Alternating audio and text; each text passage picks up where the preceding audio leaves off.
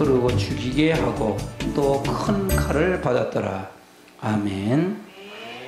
그래서 이 신말이 아닌 다른 말이 두 번째로 나오는데 붉은 말이 나옵니다. 붉은 말. 여기서 붉은 다른 말은 마귀의 운동, 즉 복음의 반대 세력을 말합니다. 붉은 말을 탄 자가 큰 칼을 받았다는 얘기는 그럼 화평을 제하고 서로 죽이는데, 이 붉은색은 죄와 마귀에게 속한 빛을 얘기한다는 얘기예요. 속한 빛이다. 계시록 12장 3절을 한번 찾아보세요. 12장 3절. 계시록 12장 3절.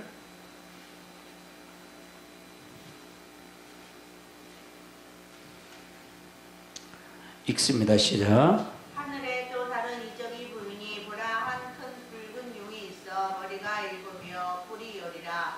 그 여러 머리에 일곱 왕관이 있는데, 이 붉은 용은 붉은 마귀, 즉 사단이라고 하는 거예요.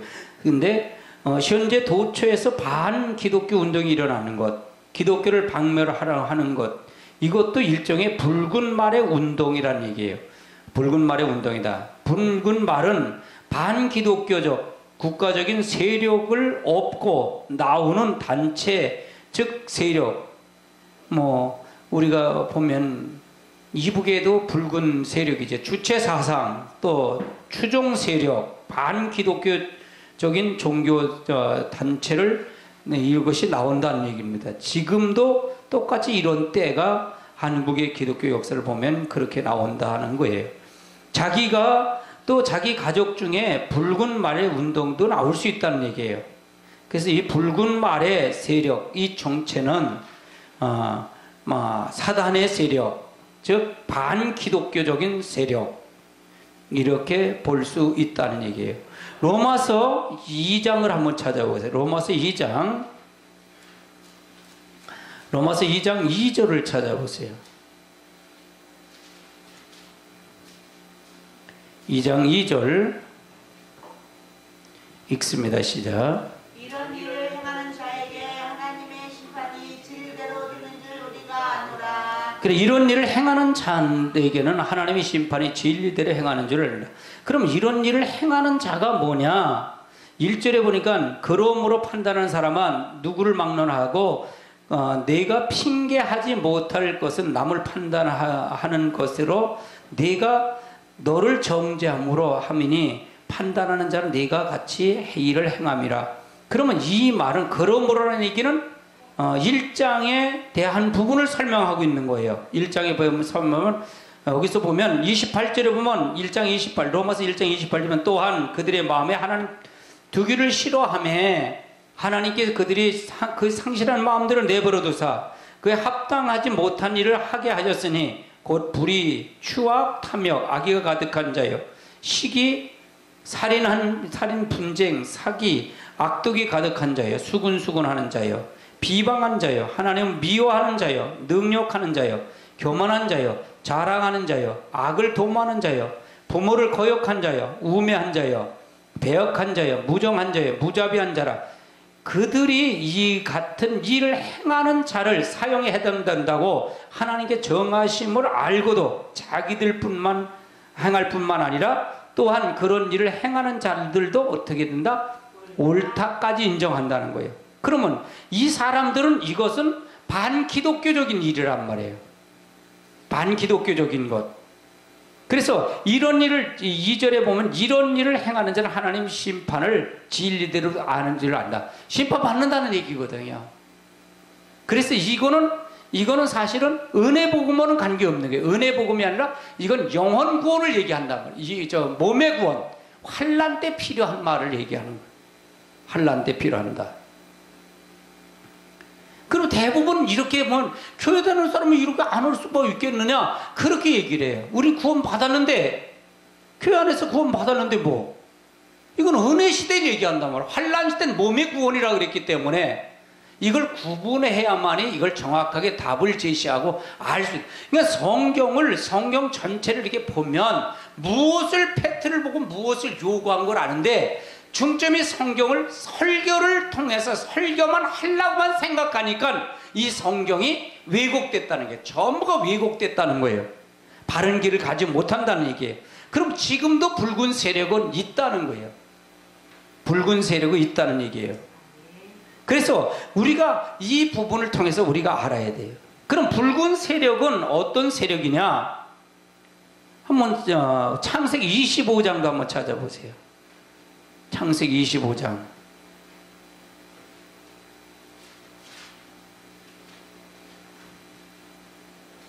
25장 24절을 찾아보세요. 24절 읽습니다. 시작. 그 해상 겨울을 찬들 때 쌍둥이가 있었는데 25절 먼저 나온 자는 붉고 젖이 서로 같아서 이름을 에서라 하였고. 그러면 여기서 쌍둥이가 나오는데 야곱의 아들이 쌍둥이가 나와요. 리브가를 통해서 쌍둥이가 나오는데 첫째 아들은 에서요, 둘째는 야곱이 나옵니다. 야곱이 나오는데 이들이 어떤 사건을 통해서 나타내 30절을 읽어보세요. 30절 시작. 야곱에게 이르되 내가 피곤하니 그 붉은 것을 내가 먹게 하라 한지라. 그러므로 에서의 별명은 에돔이더라. 그러면 에돔은 장저로 태어났지만 장저 명분을 붉은 팥죽하는 것을 팔아먹은 사람이에요. 그래서 붉은 세력은 에돔의 세력이에요. 에돔의 세력. 지금 이스라엘 백성과 이 중동 전쟁이 바로 에돔 지파와 이 이스라엘 지파, 야곱의 지파의 싸움이거든요. 그러니까 에돔의 세력,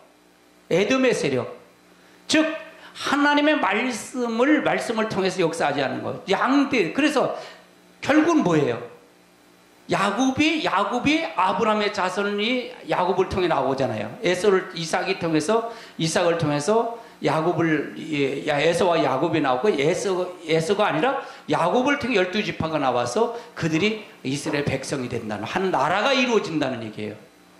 그러면 여기서 보면 그럼 교회 안에서도 똑같이 우리가 영적 이스라엘이에요. 우리는 영적 이스라엘인데 교회 안에서도 에돔의 세력이 있고 에돔이 있고 바로 야곱의 족속이 있다는 얘기예요. 이게 두 가지로 나눠진다는 얘기예요. 이 세력은. 그럼 에돔의 세력은 붉은 세력, 하나님을 거역하는 세력, 하나님을 대적하는 세력. 야곱은 장자 명부를 살 때 어떻게 돼서 그걸 사요? 다른 걸 다 배반하고 다른 걸 다 부르고도 에돔, 야곱을 통해서 역사한다는 얘기예요. 그래서 이걸 통해서 우리가 에돔의 세력을 통해서 잘 볼 수 있다는 거예요. 이사야서를 한번 찾아보세요. 이사야서 34장을 찾아보세요. 이사야 34장 5절을 찾아보세요. 이사야 34장 5절.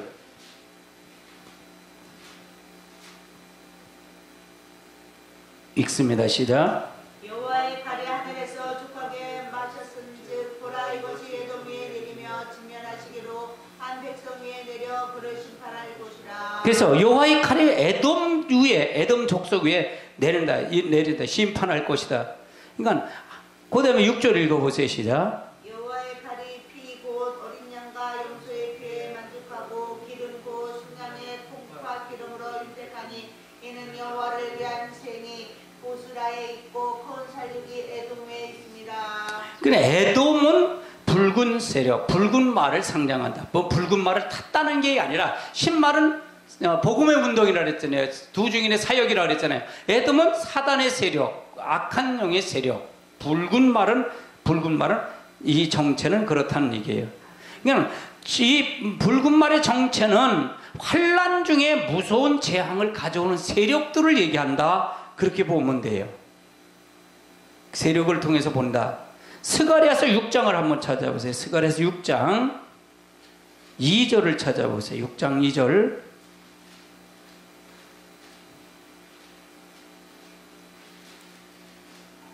읽습니다. 시작. 첫째 병거는 붉은 말들이, 둘째 병거는 검은 말들이. 여기 스가랴서도 똑같이 네 말의 사건, 네 병거의 사건이 나오는데 여기도 붉은 말, 검은 말, 셋째 병거는 흰말, 그다음에 넷째는 아롱진고 건장한 말이 떼어서 이게 쭉 나와요. 그러니까 여기서도 마찬가지로 이 부분은 이 세력은 마지막의 세력, 마지막에 대한 사상과 세력에 대한 부분, 이건 되어지지 않았기 때문에 이걸 통해서 우리가 볼 수 있다는 거예요.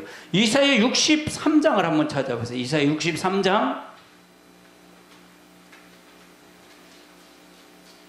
1절부터 4절까지 봅니다. 1절부터 4절. 1절 봅니다. 시작. 에돔에서 오는 이 누구며 붉은 옷을 입고 부스라에서 오는 이 누구냐 그의 화려한 의복 큰 능력으로 붙는 이가 누구냐 그는 나에게 공의를 말하는 이요 구원하는 능력을 가진 이니라. 그러면 에돔에서 오는 자, 그러면 에돔은 심판받을 대상들을 얘기하는 거죠. 마지막에 주님의 재림하실 때 이 부분을 설명하고 있는 거예요. 주님 재림할 때 에돔을 심판하는 거예요. 붉은 옷을 입고 보아스와 오는 그 누구냐, 그 화려한 의복이 큰 권능을 거두는 이가 누구냐, 그는 나인이 공의로 말하는 이요 구원하는 능력을 가진 이인이라. 어찌하여 네 의복이 붉으며 네 옷이 포도즙에 밟은 자 같으냐. 3절 읽어보세요. 만민 가운데 나와 함께한 자가 없이 내가 홀로 포도주를 밟았는데 내가 노함으로 말미암아 무리를 밟았고 분함으로 말미암아 짓밟았으므로 그들의 선열이 내 옷에 띄어 내 의복을 다 더럽혔음이니. 그러면 본래는 흰옷인데 의복이 선열이 터져서 피가 됐다는 얘기예요. 피로. 그러니까 심판해서 에돔을 심판하고 난 의복이 화려한 의복이었는데 피가 묻어서 그렇게 됐다는 얘기예요. 4절 보니까 이는 내 원수를 갚는 날이 내 모함이 있고 내가 구속하는 애가 가까웠구나. 그 다음에 읽어보세요. 5절. 내가 본즉 도와준 자도 없고 붙들어주는 자도 없으므로 이상하게 여겨 내 팔이 나를 구원하며 내 분이 나를 붙들었습니다. 그래서 이건 에돔을 심판한다. 에돔은 반드시 심판하는다. 심판의 세력이다. 그러나 이것이 환란 시대는 이 세력이 흰옷 입은 무리, 즉 하나님의 백성들을 미혹해서 하나님 앞에 가지 못하도록 반대하는 세력, 복음의 운동에 반대하는 세력이 바로 이 운동의 세력이다.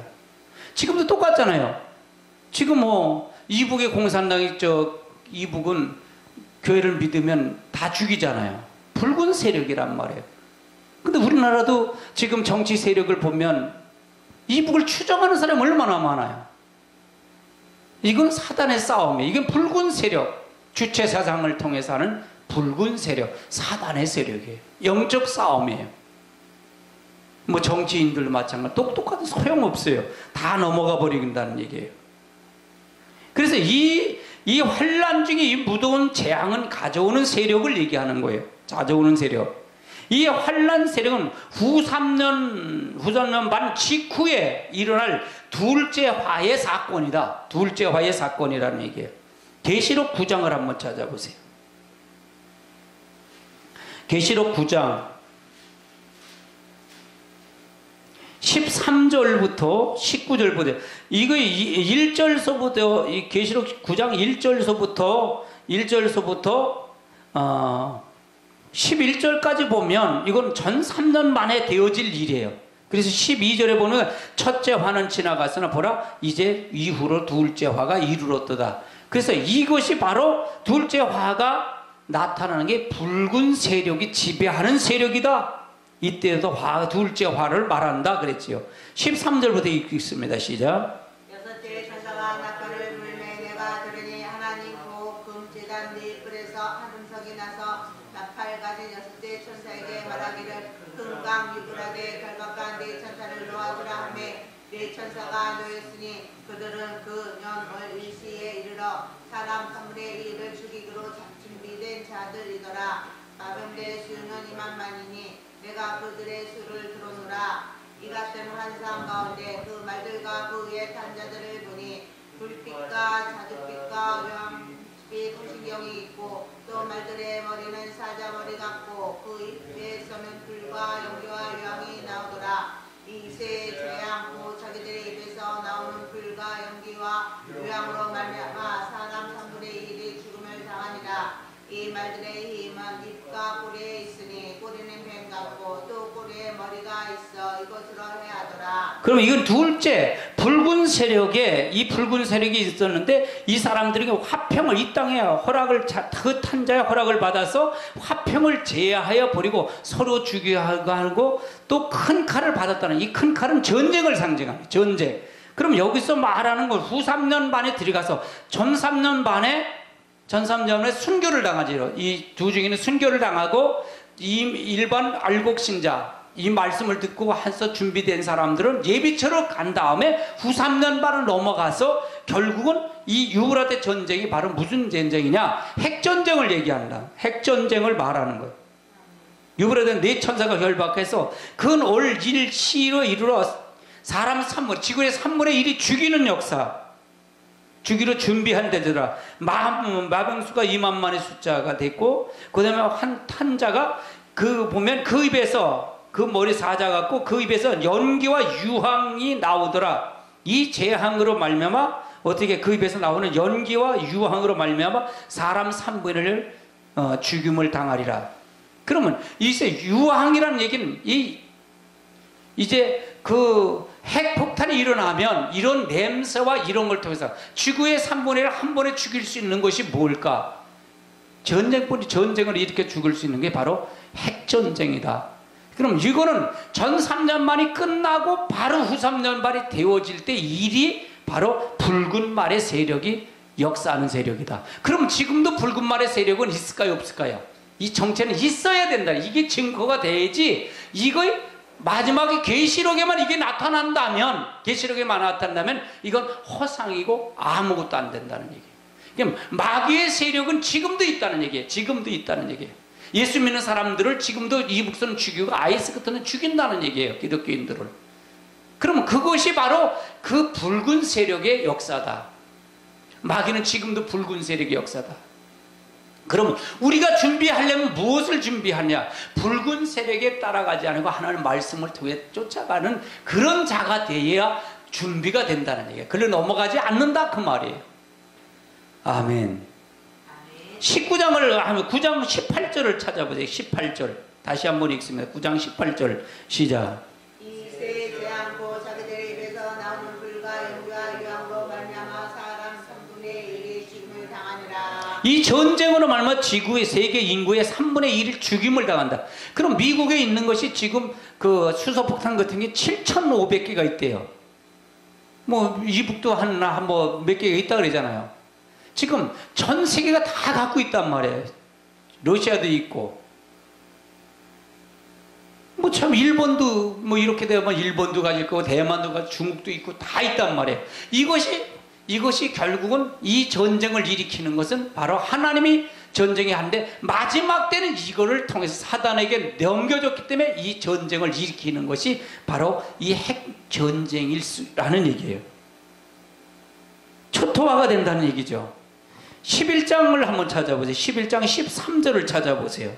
11장 13절 읽습니다. 그때 큰 지진이 나서 성 10분의 1이 무너지고 지진에 죽은 사람이 7천이라. 그 남은 자들이 두려워하여 영광을 하늘에 함께 돌리더라. 그럼 이것도 두 증인이 순교를 당하고 전 3년의 순교를 끝나고 난 다음에 후 3년 바로 되어진 일에 나타나는 사건이에요. 그때 큰 지진이 나서 성 3분의 1이 무너지고 지진이 죽음의 혈선 사람이 7천이에요. 그 남은 자를 두려워 하나님께 영광을 돌려. 그러니까 성 3분의 1이 도시의 3분의 1이 무너지고 초토화가 되는 것, 그런 사건이 순식간에 일어나는 것이 바로 이것이 전쟁을 하려면 핵무기뿐이 없었다. 그러니까 잘 믿어야 된다 그 말이에요. 그러니까 이 계시록이 아주 까다로워요. 계시록은요. 그러니까 이걸 하나하나를 고민해서 이거를 전부 정리를 한 거예요. 이걸 정리를 한 거예요.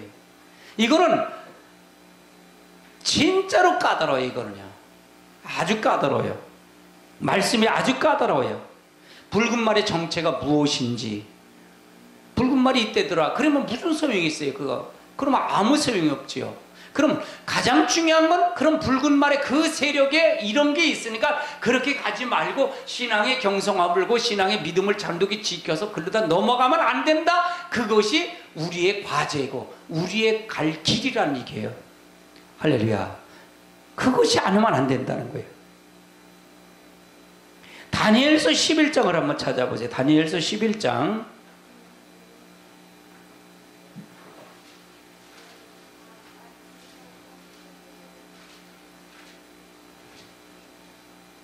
다니엘서 11장 40절을 보세요. 40절.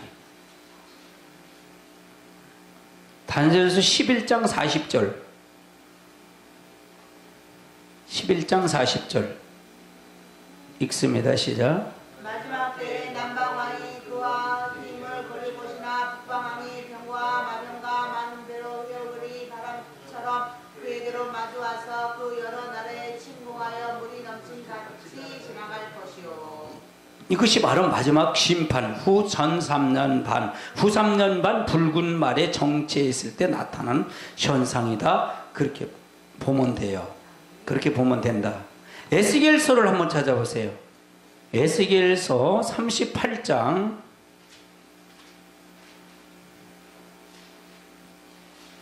1절부터 한번 봅니다. 1절부터 에스겔 38장 1절부터 18절까지 보는데 1절부터 한번 보십시다. 시작. 여호와의 말씀이 너에게 임하여 이르시되 인자야 너는 마곡 땅에 있는 루스와 메섹과 두발왕 곧 고객에게로 얼굴을 향하고 그에게 예언하여 이르기를 주 여호와께서 이같이 말씀하시기를 루스와 메섹과 두발왕 곧 아내가 너를 대적하여 너를 돌이켜 팔고리로 내 아벽가리를 깨고 너와 말과 귀나 병고 내 온 군대를 끌어내되 만전한 가구들이 있고 큰 방패와 작은 방패를 가지며 칼을 잡은 큰 무리와 그들과 함께한 방패와 투구를 갖춘 화사와 부수와 북과 12절을 읽어보세요. 시작. 물건을 벗더라면 노력하리라 하고 네 손을 들어서 황폐하였다가 지금 사람이 거주하는 땅과 여러 나라에서 모여서 짐승과 재물을 얻고 세상 중앙에 거주하는 백성을 치고자 할 때 그래서 이것은 마지막 때 심판을 예고하는 것입니다. 심판을 예고하는 거예요. 자, 17절, 18절 두 절만 더 읽습니다. 시작. 주 여호와께서 이같이 말씀하셨느니라 내가 이전에 내 종 이스라엘 선지자들을 통하여 말한 사람이 네가 아느냐 그들이 그때 여러 해 동안 예언하기를 내가 너를 이끌어다가 그들을 치게 하리라 그 날에 복이 이스라엘 땅을 치러 오면 내 노염이 내 얼굴에 나타나리라 주 여호와의 말씀이니라. 그러니까 이건 붉은 말의 세력에서 마지막에 이 붉은 말이 전쟁을 일으켜서 그들을 통해서 고난과 멸망을 통해서 역사하는 거다. 그래서 이 전쟁을 일으켜 붉은 말이 곡의 세력이라는 곡의 세력이다. 계시록 8장을 한번 찾아보세요. 계시록 8장을 똑같이 말씀하고 있어요.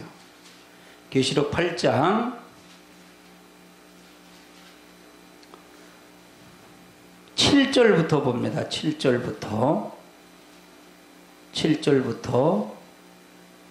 12절까지 봅니다. 시작. 첫째 천사가 나팔을 부니 피 섞인 우박과 불이 나서 땅에 쏟아지며 땅의 3분의 1이 다 버리고 수목의 3분의 1도 다 버리고 각종 푸른 풀도 다 버렸더라. 둘째 천사가 나팔을 부니 불 붙는 큰 상과 같은 것이 바다에 던져지며 바다의 3분의 1이 피가 되고 바다 가운데 생명가진 피조물들의 3분의 1이 죽고 배들의 3분의 1이 깨지더라. 셋째 천사가 나팔을 부니 흙불같이 타는 큰 별이 하늘에서 떨어져 강들의 3분의 1과 여러 문삼에 떨어지니 이 별 이름은 쓴술이라. 물의 3분의 1이 쓴술이 되매 그 물이 쓴물이 되므로 많은 사람이 죽더라.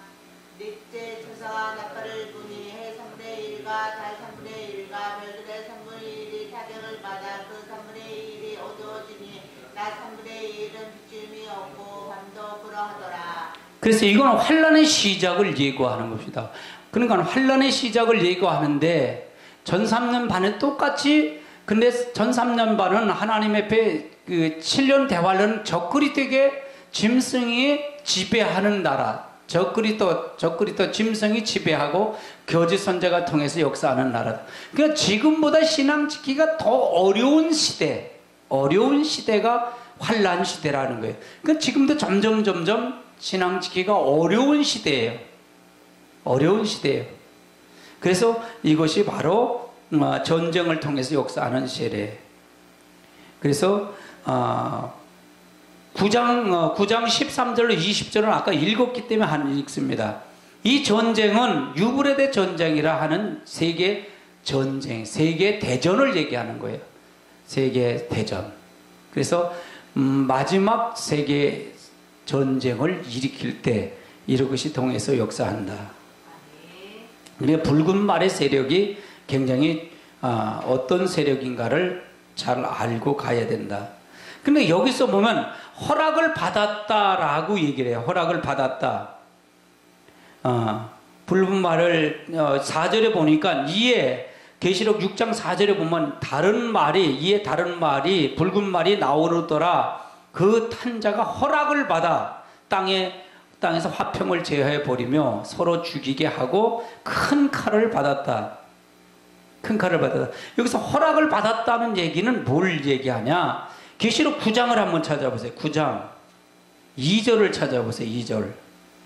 9장 2절 읽습니다. 시작. 그가 우정의 연이 그 구멍에서 큰 화살의 연기 같은 연기가 올라오매 해와 공기가 그 구멍의 연기로 말미암아 어두우시며. 그래서 이제 무적행을 열어버렸어요. 무적행을 열었다는 얘기는 짐승의 용에게 이제는 요건 후 3년 반에 이거는 다섯째 나팔을 불 때 사건인데 다섯째 나팔을 불 때는 이게 뭐냐 5개월 마지막 환란 마지막 첫째 화의 사건이에요. 5개월 환란인데 이 환란 때 이제 무적행을 열어서 그 땅에서 화덕에서 연기가 올라와서 해와 공기의 구멍으로 말미암아 어두워졌다.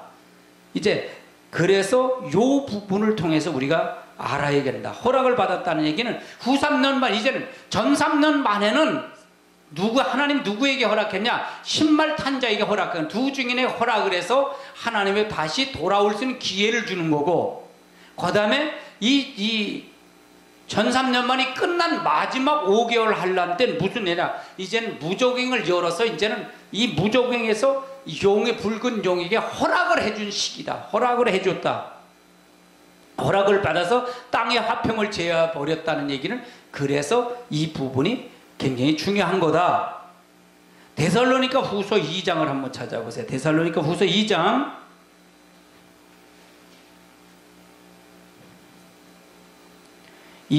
8절을 찾아보세요. 2장 8절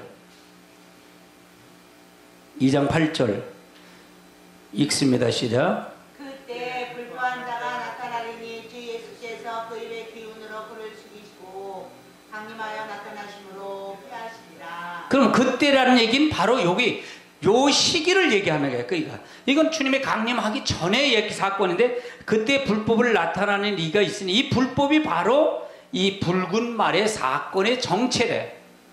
그러니까 불법을 자가 나타나리니 나타났다는 얘기는 허락을 받았다. 그러니까 모든 건 다 하나님 뜻 안에서 이루어지는 사건이라고 보면 돼요. 사건이라고 보면 돼요.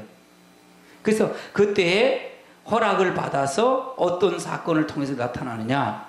나타나냐? 허락을 받아서 주 예수 입의 기운을 태서 죽이시고 강림하여 나타나신 분을 패하신다. 그러니까 예수님이 강림하심으로 주님이 재림하러 모든 걸 다 심판하고 끝난다는 거야. 끝내버린다.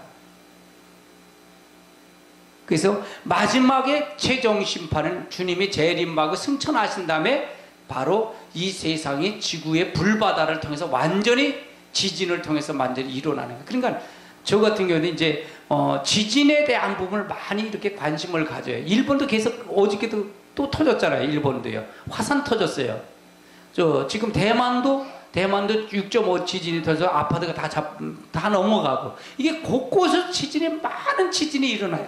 이것이 바로 마지막 때 현상이다. 마지막 때 현상으로 보면 돼요. 허락을 받았다는 얘기는. 아모스서 3장 6절을 한번 찾아보세요. 아모스 3장 6절.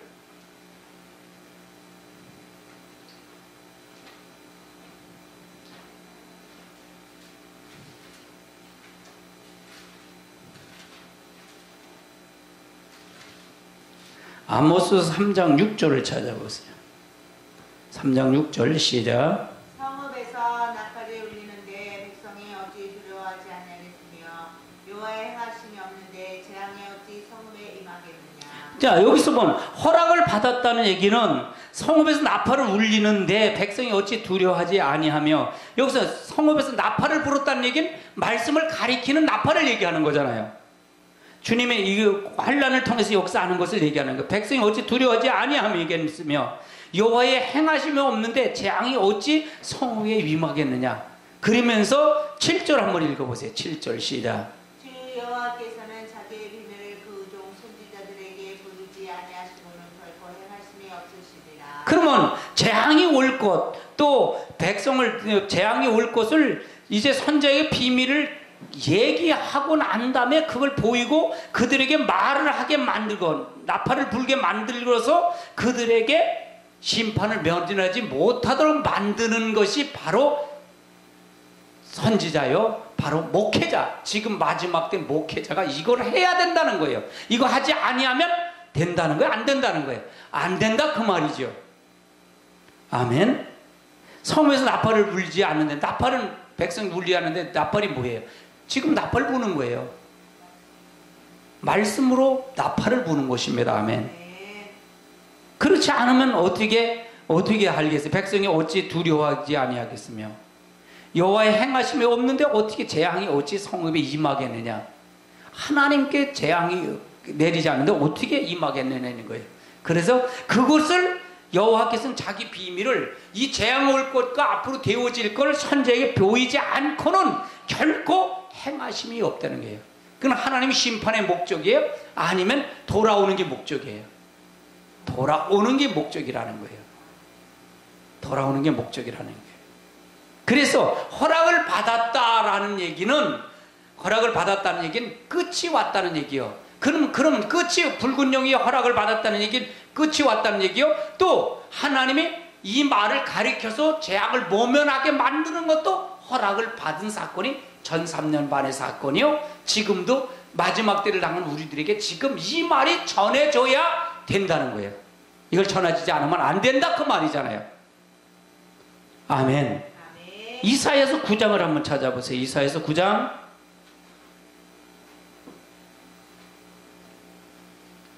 11절부터 한번 봅니다. 11절부터 9장 11절부터 읽습니다. 시작.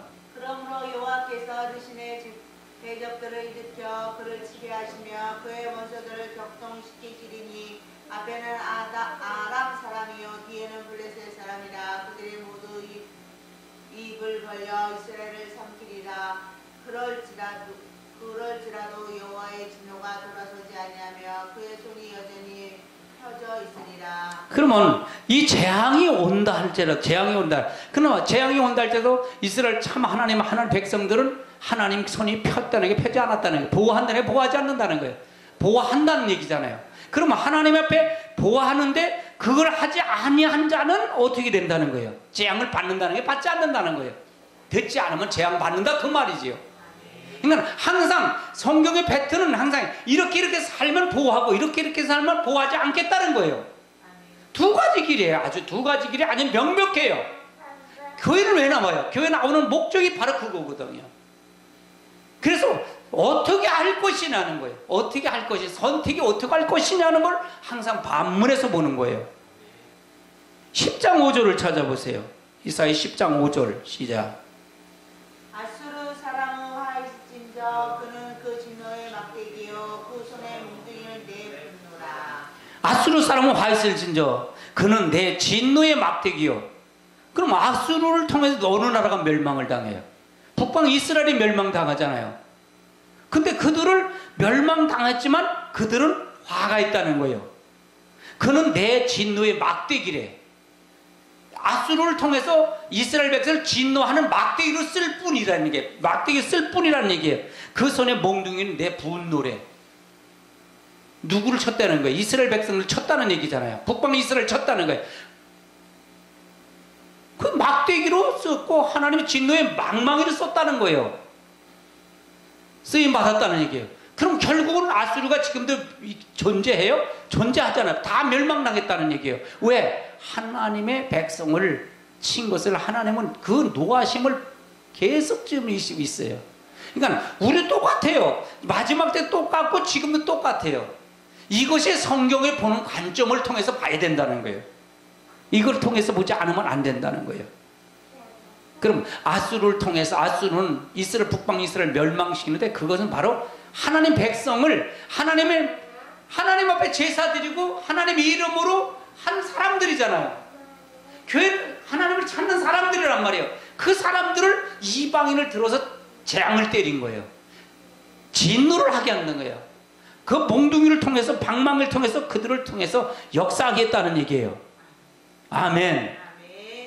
에레미야서 25장을 찾아보세요. 에레미야서 25장 8절 9절 2절 봅니다. 8절 9절 8절 9절 8절이 있습니다. 시작. 그러므로 만군의 여호와께서 이와 같이 말씀하시니라. 너희가 내 말을 듣지 아니하였느니라. 보라, 내가 북쪽 모든 종족과 내 종 바벨론의 왕 느부갓네살을 불러다가 이 땅과 그 주민과 사방 모든 나라를 쳐서 진멸하여 그들을 놀램과 비웃음거리가 되게 하며 땅으로 영원한 벼가 되게 할 것이라. 여호와의 말씀이니라. 그럼 이건 아수르는 북방 이스라엘 멸망되고 200년 전에 멸망을 시켰어요. 그 다음에 북방 남방 유다는 누구를 통해서 멸망한 거예요? 바벨론 왕 느부갓네살 왕을 통해 멸망했다는 거예요. 왜 멸망했느냐? 만군의 여호와 28절에 보니까 만군의 여호와가 이같이 말씀하니라. 너희가 내 말을 듣지 아니했기 때문에 그렇다는 얘기예요.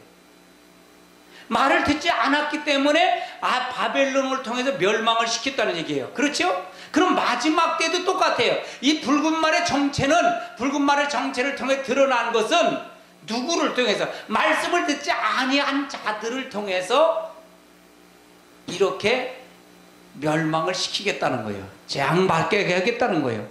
이것이 계시록 11장 2절에 성전 마당 뜰은 측량하지 말아라. 그는 42돌 동안 이방인에 주어 내어줘 짓밟게 만들겠다는 거예요. 여러분, 마당 뜰을 밟는 게 뭔 줄 아세요? 마당 뜰이 뭐예요? 성전만 왔다 갔다 하는 사람들을 얘기하는 거예요. 그래서 성전 안이 뭐예요? 계시록 11장 1절을, 계시록 11장을 한번 찾아보세요. 11장 1절을 읽어보세요. 11장 1절 시작. 또 내게 지팡이 같은 갈대를 주며 말하기를 일어나서 하나님의 성전과 제단과 그 안에서 경배하는 자들을 측량하되. 그러면 여기서 보면 하나님의 성전은 누가 들어가는 거예요? 제단은 누가 들어가는 거예요? 구약에는요. 제사장만 들어가요. 제사장은 예봇이 있어야 들어갈까요? 예봇이 없을까요? 예봇이 있단 말이에요. 예봇이. 그럼 제사장이 죄가 있으면 제단 안에 들어가다 죽었어요? 안 죽었어요? 반드시 죽었어요. 그러면 그들은 몸의 행실을 깨끗하게, 죄를 깨끗이 회개한 년에 드려가요. 그래서 대신 뭘 드리냐? 황소를 드렸어요. 이 제사장들은요. 제물로 황소를 드려서 그 제단에 들어가서 그랬단 말이에요. 근데 제단에서 들어가서도, 예물을 드렸어도 죄가 있으면 그 자리에 죽어버렸단 말이에요. 이런 자를 측량하라는 게 마지막. 그렇게 해서 마지막 때는 영혼 구원과 영육의 구원을 그래서 얘기한 거예요. 몸에 거룩함을 입어야 된다, 그 말을 한 거예요. 그러면 2절 한번 읽어보세요. 시작. 성전 바깥마다 측량하지 말고 그냥 두라. 이것은 이방인에게 주었은즉 그들이 거룩한 성을 42달 동안 짓밟으리라. 그럼 여기서 성전 마당이 뭐냐? 이게 마당은 뭐냐? 이사야서를 보면 뭐라 그래? 이사야 1장을 보면 마당만 밟으면. 그럼 이사야서 1장을 한번 찾아보세요. 이사야서 1장.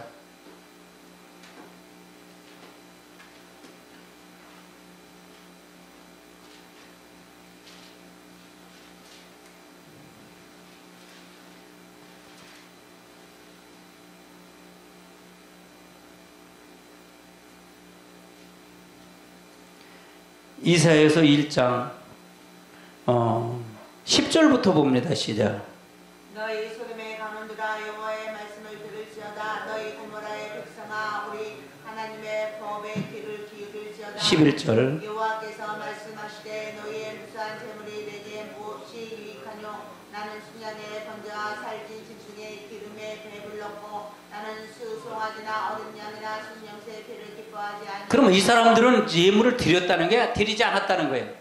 드렸다는 얘기잖아요. 근데 하나님은 법을 기울이지 않은 자들을 얘기하는 거예요. 12절 읽어보세요. 너희가 내 앞에 보이러 오니 이것을 누가 너희에게 요구하였느냐. 내 마당만 밟을 뿐이니라. 13절. 헛된 재물을 다시 가져오지 말라. 분양은 내가 가지니 여기는 바여 월삭과 안식일과 회로 모이는 것도 그러하니 성회와 아울러 악을 행하는 것을 내가 견디지 못하겠노라. 그러면 마당만 밟을 거는 뭐예요? 그냥 예물만 드리는 게 그게 헛된 예물이라 그러잖아요. 예배 드리는 것도 헛된 예배가 드릴 수도 있다는 얘기예요. 이거 어떤 예배가 되는 것인지. 그럼 하나님께서 짓밟겠다는 거 짓밟지 않겠다는 거예요. 짓밟아 버리겠다는 걸 지금 설명하고 있는 거예요. 이게 허락을 받았다는 얘기가 바로 이런 부분을 허락받았다는 얘기예요. 아멘. 우리가 하나님 말씀을 통해서 잘 아셔야 됩니다. 그래서 말씀을 정확하게 알고 갈 때 하나님의 역사가 이루어질 줄 믿습니다. 우리 다 같이 한번 통성을 한번 기도하는 시간을 갖겠습니다. 다 같이 기도합니다.